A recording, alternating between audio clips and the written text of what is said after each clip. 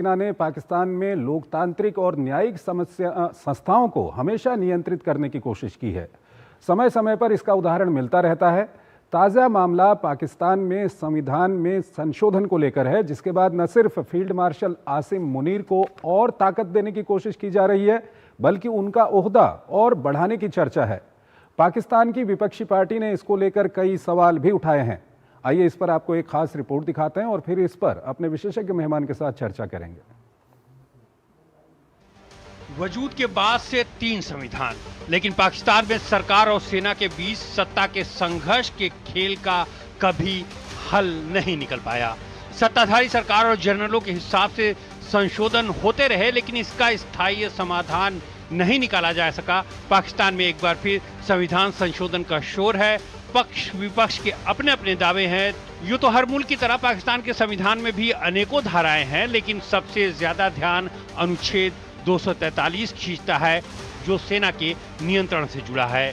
243 समेत दूसरे अनुच्छेदों में बदलाव के लिए सरकार ने संसद के ऊपरी सदन में शनिवार को 27वां संशोधन पेश किया। अनुच्छेद 243 के अनुसार अभी सेना की सर्वोच्च कमान राष्ट्रपति के पास है, पर सरकार इसे बदलना चाहती है। पाकिस्तान के नए संशोधन के बाद चीफ ऑफ डिफेंस फोर्सेस का नया पद बनाया जाएगा, जो तीनों सेनाओं थल सेना, नौसेना और वायुसेना की कमान संभालेगा।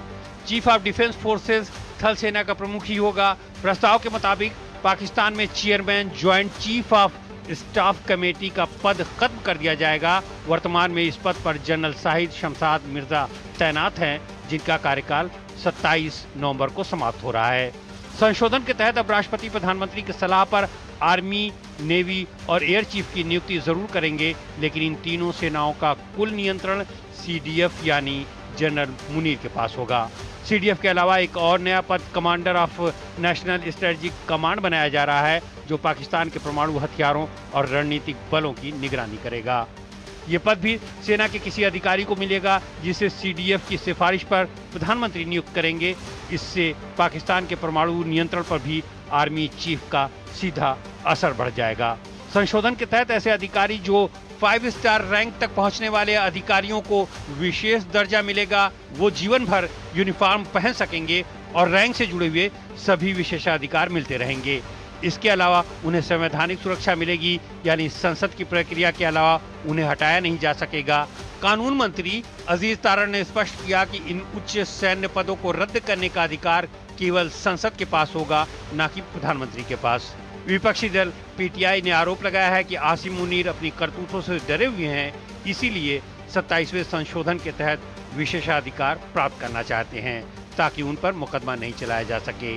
इसके अलावा सुप्रीम कोर्ट की दखलंदाजी को रोकने के लिए संवैधानिक अदालत बनाने की योजना बनाई जा रही है। नए प्रावधानों के तहत सुप्रीम जुडिशियल काउंसिल को जजों के ट्रांसफर का अधिकार मिल जाएगा।